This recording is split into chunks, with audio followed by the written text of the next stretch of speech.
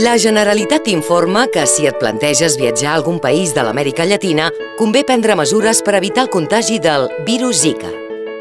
Aquest virus es propaga per la picada d'un mosquit del gènere Aedes, com Aedes aegypti i el mosquit tigre, i en molts casos no presenta uns símptomes evidents. Les dones embarassades són un grup de risc per la possibilitat de transmissió de la malaltia al fetus. Per això, en el seu cas es recomana no viatjar a zones de risc.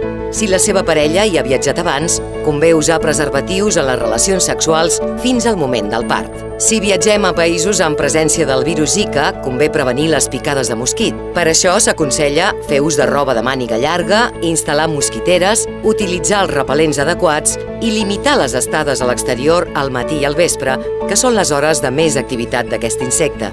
Encara que a Catalunya no s'ha detectat cap cas de transmissió del virus Zika, s'aconsella controlar la proliferació del mosquit tigre, que té capacitat per transmetre el virus. Per aquest motiu, es recomana buidar els recipients amb aigua de terrasses i jardins on pot criar.